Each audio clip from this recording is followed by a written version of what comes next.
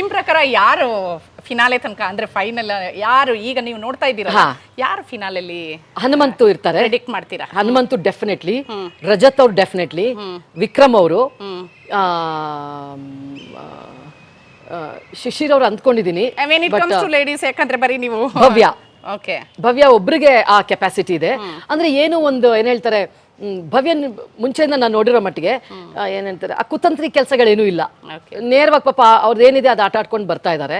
So ಹಾಗಾಗಿ ಹುಡುಗಿರಲ್ಲಿ ನಾನು ಭವ್ಯ, ಮೋಕ್ಷಿತಾ, ಈ ಮಧ್ಯೆ ಮೋಕ್ಷಿತಾ ನನಗೆ ತುಂಬಾ ಇಷ್ಟ ಆಗ್ತಾ ಇದ್ದಾರೆ. ಏನಕ್ಕೆ ಗೊತ್ತಾ, ನನಗೂ ಅವ್ರಿಗೂ ಒಂದೇ ಒಂದು ಸಿಮಿಲಾರಿಟಿ. ನಾನು ಮೊದಲನೇ ವಾರನೇ ಏನದು ಕ್ಯಾಪ್ಟನ್ಸಿ ಆಟ ಬಂದಾಗ ಬೆನ್ನ ಹಿಂದೆನೆ ಸುಮಾರು ಏನೇನೋ ಡೀಲ್ಗಳು ನಡೆಯುತ್ತೆ. ಸೊ ಆವಾಗ ನನಗೆ ಗೊತ್ತಿಲ್ದಂಗೆ ಸುದೀಪ್ ಸರ್ ವೀಕೆಂಡ್ ಅಲ್ಲಿ ಹೇಳೋವರೆಗೂ ನನಗೆ ಗೊತ್ತಿರಲಿಲ್ಲ, ಆ ಓಟದಲ್ಲಿ ಇರೋರು ಹಿಂದೆ ಹೋಗಿ ಏನೋ ಡೀಲ್ಗಳು ಮಾಡ್ಕೊಂಡಿರ್ತಾರೆ ಯಾರಿಗೂ ಗೊತ್ತಾಗದಾಗೆ. ಆಗ ನಾನೊಂದು ಡೈಲಾಗ್ ಹೇಳ್ತೀನಿ ಅಲ್ಲಿ, ನಾನು ಎಷ್ಟು ದಿನ ಬಿಗ್ ಬಾಸ್ ಅಲ್ಲಿ ಇದ್ರೂ ಕ್ಯಾಪ್ಟನ್ ಆಗದೆ ಇದ್ರೂ ಚಿಂತೆ ಇಲ್ಲ, ಈ ಡೀಲ್ಗಳು ಈ ಬ್ರೈಬ್ಗಳು ಇವೆಲ್ಲ ನನ್ನ ಕೈಲಿ ಆ ಚಾನ್ಸೇ ಇಲ್ಲ ಅಂತ ಒಂದು ಮಾತು ಹೇಳ್ತೀನಿ. ಅದು ಬಿಗ್ ಬಾಸ್ ಮನೆ ಒಳಗೆ ವರ್ಕೌಟ್ ಆಗಲ್ಲ. ಆದ್ರೆ ಆ ಮಾತನ್ನು ಹೇಳಿ ವರ್ಕೌಟ್ ಮಾಡಿದ್ದು ಮೋಕ್ಷಿತಾ. ನಂಗೆ ತುಂಬಾ ಖುಷಿ ಆಯ್ತು. ಮೊನ್ನೆನೂ ಅವರು ಕ್ಯಾಪ್ಟನ್ ಆಗ್ಬೋದಾಗಿತ್ತು, ಆದ್ರೆ ಅವ್ರು ಹೇಳ್ತಾರೆ ನಾನು ಕ್ಯಾಪ್ಟನ್ ಆಗದೆ ಇದ್ರೂ ಚಿಂತೆ ಇಲ್ಲ, ಯಾರ ಕಾಲು ಹಿಡಿಯಲ್ಲ ಅಂತ. ಅವಾಗಿಂದ ನನ್ಗೆ ಮೋಕ್ಷಿತನ ಮೇಲೆ ತುಂಬಾ ಇಷ್ಟ ಆಯ್ತು. ನೋಡಿ, ಯಾರ್ದು ಸಪೋರ್ಟ್ ಇಲ್ದೆ ಏನು ಇಲ್ದೆ ಅವರಿಗೆ ತುಂಬಾ ಕುಗ್ಸಕ್ ಪ್ರಯತ್ನ ಮಾಡಿದ್ದಾರೆ ಕೆಲವರು, ಆದ್ರೂ ಅವ್ರು ಒಬ್ಬರೇ ನಿಂತ್ಕೊಂಡು ಆಟ ಆಡ್ತಾ ಇದಾರಲ್ಲ. ಸೊ ಮೋಕ್ಷಿತಾ ತುಂಬಾ ಇಷ್ಟ ಆಯ್ತು. ಐ ವಿಶ್ ನಂಗೆ ಮೋಕ್ಷಿತನ ಮೇಲೆ ತುಂಬಾ ಇಷ್ಟ ಆಯ್ತು. ನೋಡಿ, ಯಾರ್ದು ಸಪೋರ್ಟ್ ಇಲ್ದೆ ಏನು ಇಲ್ದೆ ಅವರಿಗೆ ತುಂಬಾ ಕುಗ್ಸಕ್ ಪ್ರಯತ್ನ ಮಾಡಿದ್ದಾರೆ ಕೆಲವರು, ಆದ್ರೂ ಅವ್ರು ಒಬ್ಬರೇ ನಿಂತ್ಕೊಂಡು ಆಟ ಆಡ್ತಾ ಇದಾರಲ್ಲ.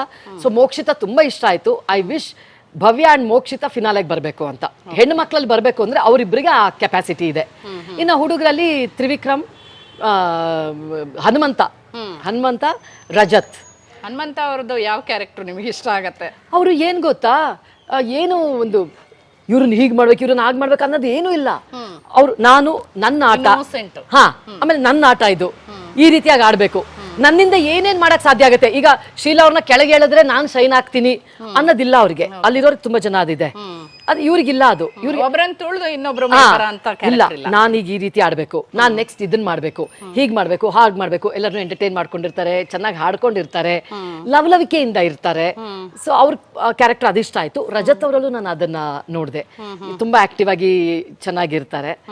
ಸೊ ಹಾಗಾಗಿ ಇವ್ರುಗಳೆಲ್ಲ ಫಿನಾಲೆಗೆ ಬಂದ್ರೆ ಚೆನ್ನಾಗಿರುತ್ತೆ.